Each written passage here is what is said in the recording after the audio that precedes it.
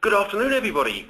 Welcome to our webinar today. It's brought to you in association with this year's Agile Business Conference. This is first of a series of pre-conference webinars, and we're delighted to invite our presenter today, who's Michael Short, Chief Operating Officer for Radtac. Radtac is our platinum sponsor of the Agile Business Conference this year.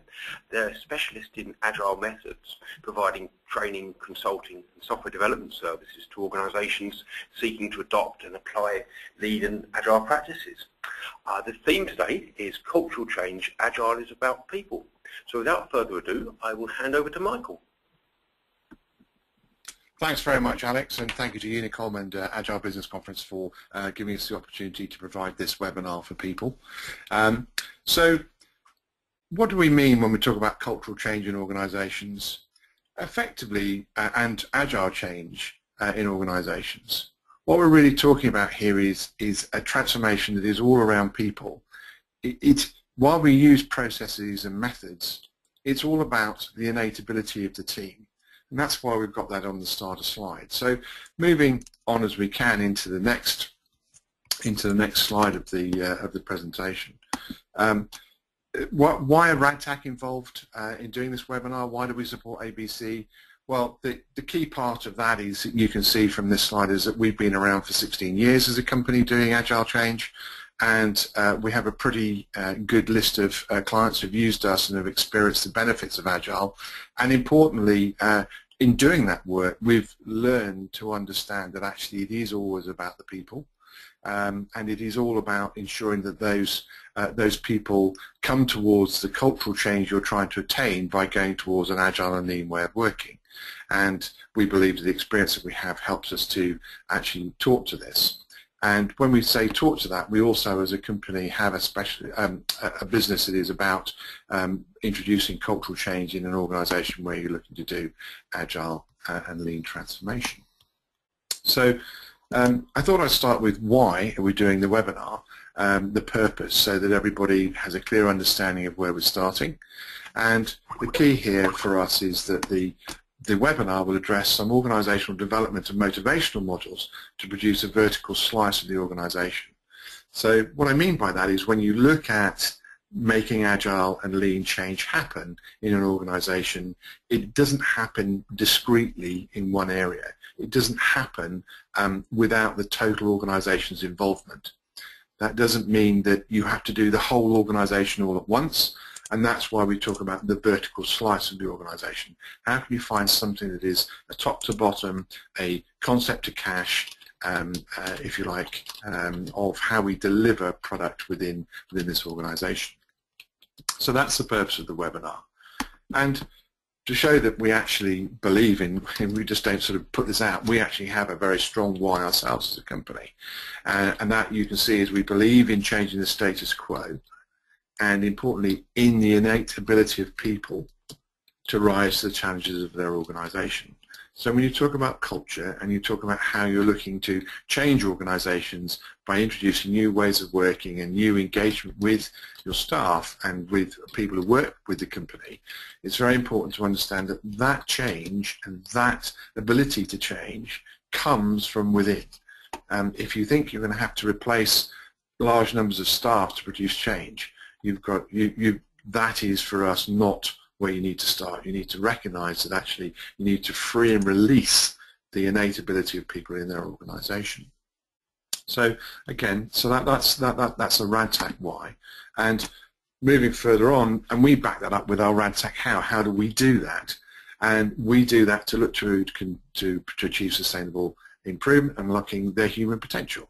And we value these values, if you like, evolution over revolution, collaborative partnership, pragmatic transformation, transformational leadership, over the other side of that coin. So it's sort of very similar to the Agile Manifesto. That's not that we don't believe that the others might not occasionally be required, it's just we value these on the left more. So that's how we look at it, and how we're going to go into talking about actually cultural change and actually looking at this particular webinar process. And when we looked at the Agile Manifesto, we believed as a company that there was a missing part. And the missing part, which relates to this webinar, is that of leadership over management. Why is leadership over management important? Well, we're going to the details of that later, but most companies seem to get very bogged down. The more established they become, the more that their business becomes a core business and they do less innovation or find innovation very hard. You tend to find that the management process dictates and is greater than the leadership process. And so we believe very importantly, if you're going to produce change in an organization, you need to recognize you need leadership over management. And the quote that we use that we think best fits this comes from a guy called Peter Senge from the Fifth Discipline. And he talks about, and this is very important if you're introducing change in an organization, it's not about everybody else. Without change on the part of people in leadership positions, is why many change efforts are doomed from the start.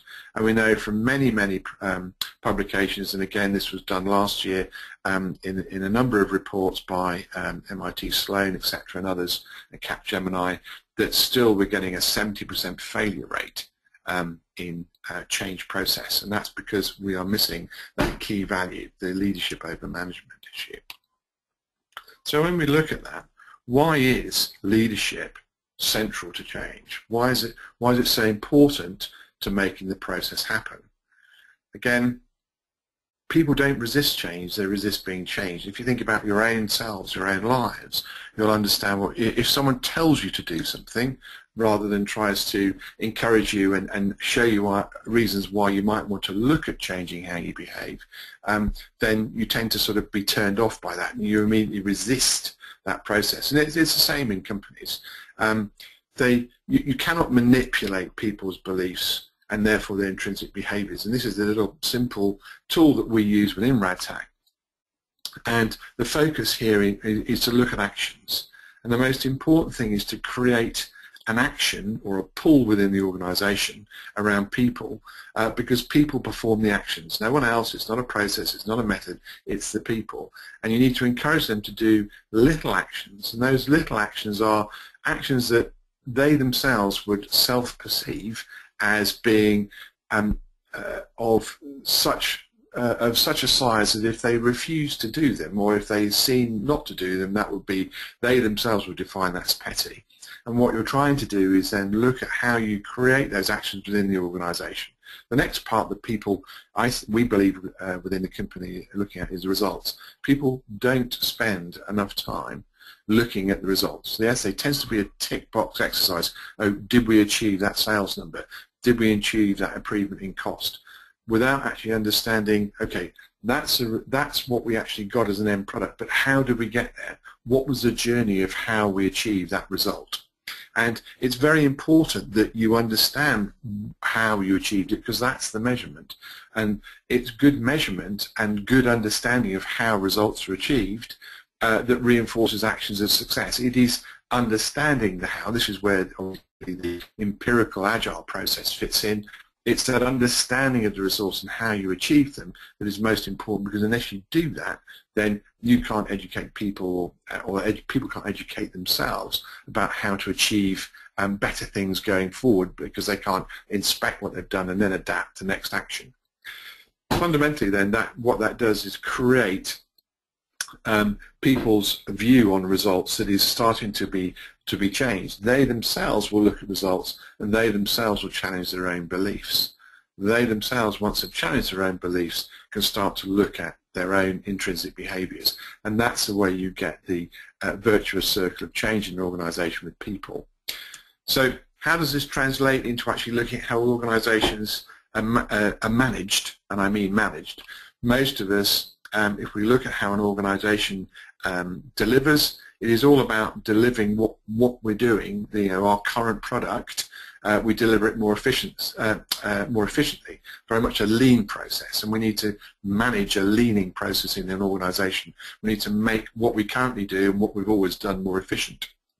However, if we want to become more effective, and the difference between efficiency is what we do today, exploitation of what we do today, effectiveness is about exploring and how you become more effective at delivering in the future. And those two things basically we put down as one is a managed process, one is a led process. The challenge is that the status quo is safe. It's how most people got here in the organization, and if we look at that, that's why we manage the process. 80% plus of the organisation are focused on management, and then less than 20%, and often this is 5% of the organisation, is focused on innovation. So it's a very difficult area to produce change and innovation, because the organisation is focused on doing what we've always done to produce what we always did, because that's where the bulk of the flow comes from. And you hear terms like, why should I change what is broken? And I'll upset colleagues if I start doing things differently. And also, we know that visioning is hard, but people follow leaders who have vision. So if you need to produce change in an organisation, you need to evolve the organisation, then we need to focus on how do we produce a balance between these two core concepts within the company or within the enterprise. When we look at looking at this process of producing change and looking at how people manage in those environments, we use a quite well-established model. We use a guy called the Stacey model on complexity and organisational reality. And I'll come back to how this fits into the model I've just talked about in a moment. But effectively, for those of you who haven't come across it before, very quickly, what it says is that when things are close to certainty, we know what we're trying to do, both in terms of requirements, what we need to get done, and also the technology or things we're going to use to enable that, then things are simple. As we start to move out from certainty, they start to get complicated. Not too far out from certainty, pretty close in really, things start to become complex rather than just complicated. That means that in getting anything done, there's a lot of interacting parts, there's a lot of different systems that are involved, not at different parts of the product and service provision. And so therefore we can start to see that in the modern world we get into complexity very, very quickly, and it's in the complex area that we need leadership. So how does that fit back to the model that we were discussing just now? Well, if we look at this, you can see that the way that Agile works is to break complex products or complex processes into simpler steps. So we do this, what we call sprints or iterations, whatever process you want to talk about.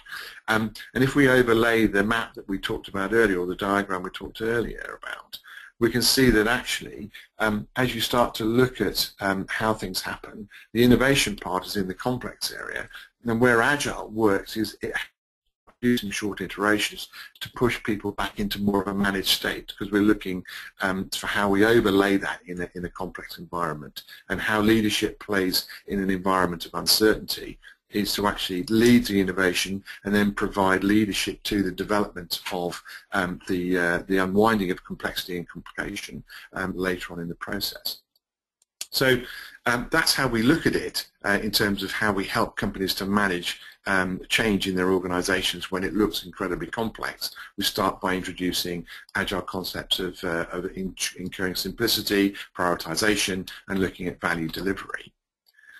But also when you're looking at individuals, when you're actually looking at how they themselves interact with the business, you need to start to understand, well, why are people motivated? What makes them get up in the morning?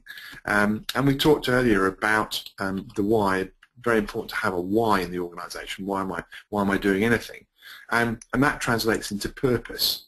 And this is a model that is used by a guy called Dan Pink, and we use it a lot with our clients, where people, and this is where the leadership is really important to this issue, is they need to have a defined purpose. They must know why they're doing something.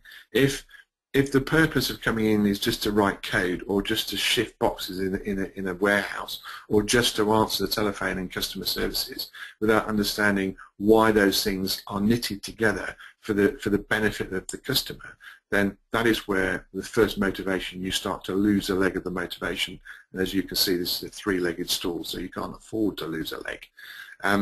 The second part is that you must give people the skills. If people want to be motivated to do something, then they must be able to master what you're asking them to do. That means giving them training, giving them mentoring, giving them coaching, allowing them to fail, so allow them to try things and learn from their own mistakes. As we all know, that's an important part. So just telling people to do things and how to do them, you get a very unmotivated group. And finally, and the most important part of this is the autonomy. When you're looking at putting those two things of purpose and mastery together, that all works when you give people autonomy to actually deliver in their area of responsibility. So as you are yourself being given autonomy as a leader to get certain things done, the people who are delivering parts or sections, if you like, breaking down that agile into the agile model again, people who take responsibility, and they must be autonomous for delivering what they've been asked to deliver. So this is how, again, we can start to see all these different change in people tools and organizational development mapping fits into the agile toolbox.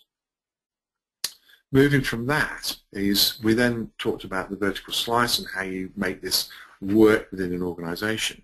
And here we have a very simple model that we've published and presented many times upon about how we work with clients.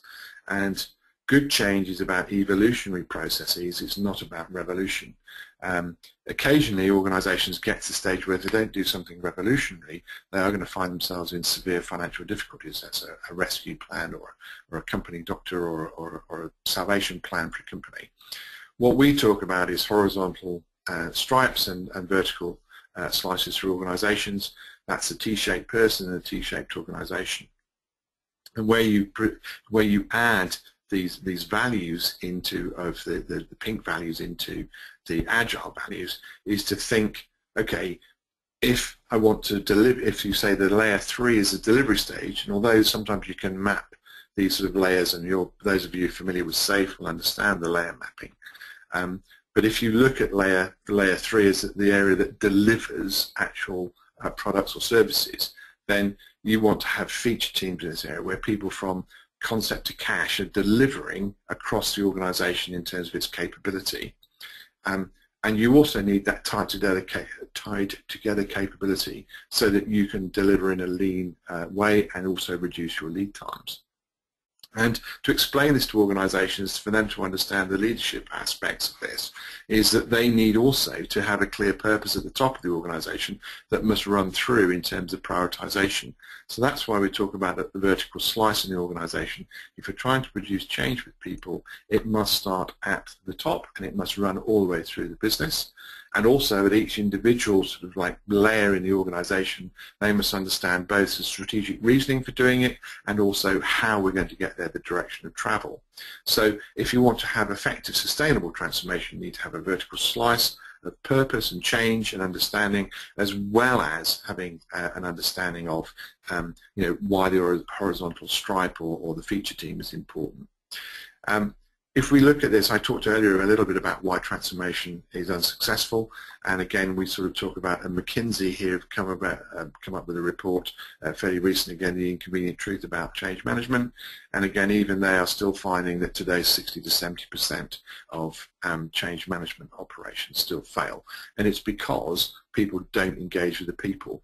I'm just remembering a simple quote from there that I think it's 93% of people were enthused by the CEO or the CIO's communication around the change that they were going to do. Unfortunately, only 36% of people actually experienced the CIO or CEO actually standing up and delivering this repeatedly as their purpose for change. So people are very much affected by how you do or do not communicate and how regularly and how frequently you do that.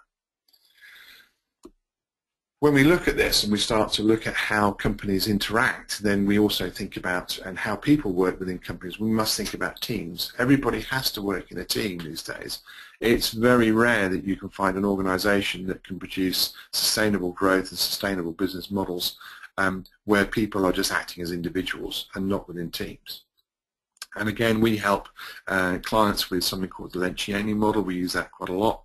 And what Patrick Lencioni does is he talks about the basic pyramid of delivery within a team. What are the things that prevent people from delivering? And if we look at this, you can see it's the bedrock of any team is trust. And if you're building, trying to build a team and there's an absence of trust, then you are going to fail. And if we look at how that translates, then we have that here. We focus on, again, on the leadership role in the team, and the principle is based on the need that the team must feel confident in the leadership, and often that confidence comes from knowing that those individuals are have an ability to be vulnerable and to be open to the fact that they themselves have failed. So in other words, it's, again, going back to the leadership point, you must show that you understand and you accept that failure and being vulnerable, which I've just noticed on the slide is spelt incorrectly, apologies for that, is something that is very key to creating trust in an organisation. The reason why trust is very in a team, the reason why trust is very important is because everyone will have a different opinion. There will be a fear about rocking the boat. There'll be the fear around groupthink. There'll be the non-collegiate colleague. But teams that don't work and don't function well, and there's actually, if you look at the Bay of Pigs fiasco and then look at the Cuban Missile Crisis, how Kennedy changed, how he managed the teams in that situation is a good example of how conflict and a lack of fear of conflict, if you like, groupthink, is illustrated in how he then changed how he did manage those approaches amongst his teams. But that fear of not being able to speak up and talk openly about different points of view is the next thing that stops teams from functioning, because they get led by an expert or get led by a small group of experts and no one wants to challenge them. However, when we move on from conflict and we talk about those things that are most important to us, the next thing is the lack of commitment. They're often referred to, as we said in the UK, as cabinet responsibility. That means that if you've decided to commit as a team, then that's what you do. And when you leave the room and you've all decided to commit, that's what you do publicly. And if you don't agree with something, the whole point of using an agile process within a change approach means that nothing is set in stone for a long period of time. You are going to revisit your priorities, you are going to look at the results, again going back to that results review, and ensure that you are learning. So if something hasn't worked the way you wanted it to or did not deliver the value, there is going to be an opportunity to revisit that and to put into place an alternative approach. And that is something that is very important to get commitment, is that you're not saying to people, well, thanks very much for your opinion, but we're never going to come back to it. All we're saying is that as a group of people, we're going to try this course of action first. Now, the cabinet responsibility, you can Google it. It comes from if something falls in government and there's a vote of no confidence, then the whole cabinet falls, not just one individual. So the next part that's important is within the model is the avoidance of accountability. And again, this is not about blame, it's about the team holding each other accountable for the things they committed to do and making sure that everybody understands that it's not a case of I've done my piece. No, the team must be accountable for everything that's delivered. And I think I spent quite a bit of time at the beginning talking about the inattention to results. It is absolutely fundamental that people really, if they don't understand how you got to the result, then they can't really use the empirical process of transparency, inspection and adaptation to improve what's going to be delivered. That's fundamentally how humans work. They want to see the results because that is what changes their own beliefs. So again, what we do is focus on the 5 behaviors of successful teams. So we're starting at the bottom, trusting your colleagues. You need to have good conflict, team commitment, stepped up and being accountable and focused on results. So, it's passionate and unfiltered debate on important issues. It's then this commitment to the goal, that is, when you all leave the room, that's what you're going to do because you've agreed that's what you're going to do for this period. Okay? It doesn't mean forever, it means for this period of time. And also, as we said, the team must hold itself and the members accountable for its commitment. And the sets of results that we get, and I can't overemphasize this enough in terms of when we're talking about the team and what we're trying to do in terms of cultural change, is that the set of results are common. So in other words, everybody sees them, everybody understands them, and also they're well understood as results. So really we get to the end of the webinar. I want to thank you for your time. I want to, as importantly, just summarize where I think we've talked. We've talked about Agile being about people. We've talked about the empirical cycle and how Agile fits into the various tools that you can look at for organisational development. We've talked about PINK, we talked about Lencioni, talked about Fifth Discipline, Peter Senge, the learning organisation. We've talked about some of these subjects have touched on the chimp complex, which is paradox, sorry, which is something else that we bring into our thinking, along with other tools. So it is, remember, all about the people. If you can't get people to look at results and take that first small change, that action that allows them to create a result that may not be the result they expected, then you won't start to affect their belief. And always understand that an organization is not about changing people by taking them away and replacing them. It's about creating the right culture in the organization that drives out the innate ability of the team members within the organization and delivers. So with that, I think we can finish a bit early and say it's time to perhaps take some questions.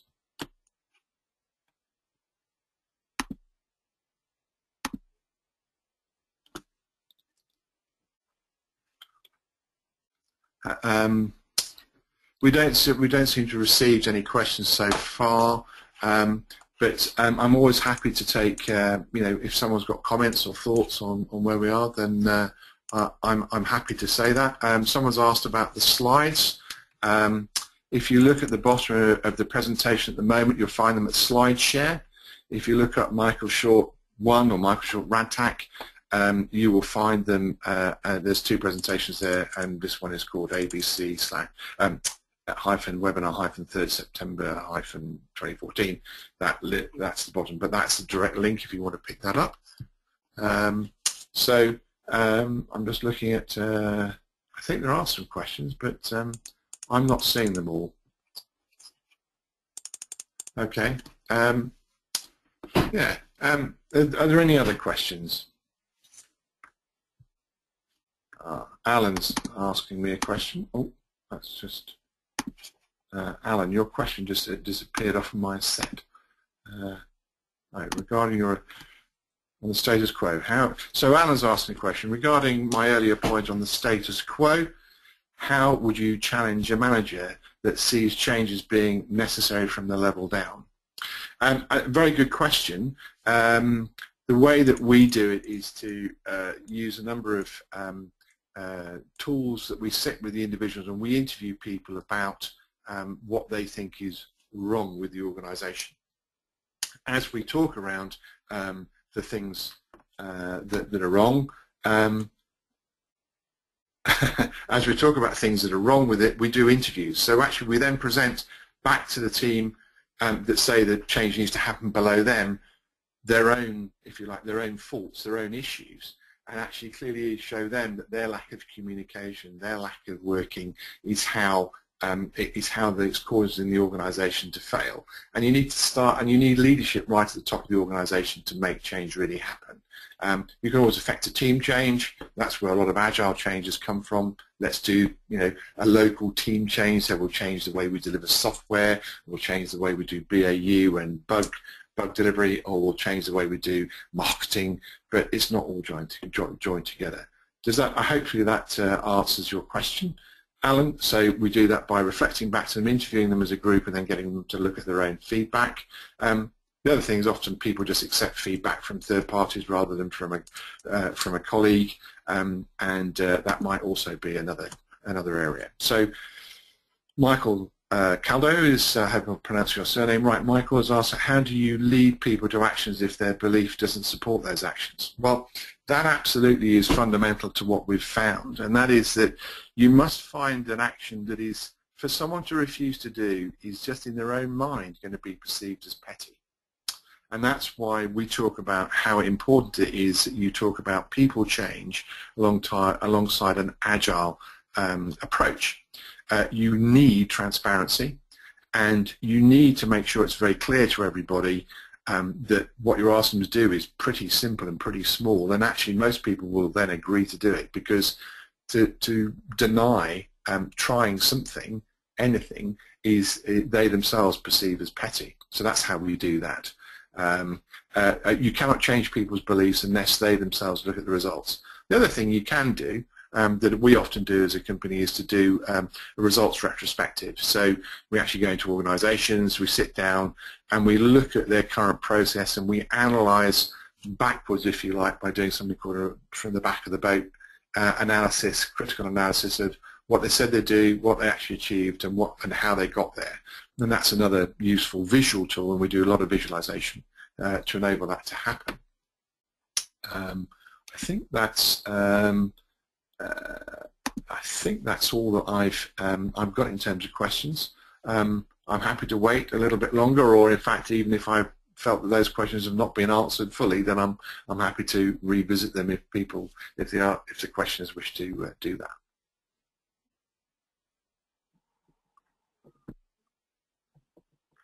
Thanks, Michael. That was an excellent webinar. Thank you again, everybody, for joining. As Michael mentioned, we will be making the recording available afterwards if you'd like to share it with your colleagues. And we hope to see you at the conference, Agile Business Conference, on the 8th and 9th of October. If you'd like more information about the conference, the website address is agileconference.org. Thank you very much indeed. Goodbye. Thank you. Bye-bye.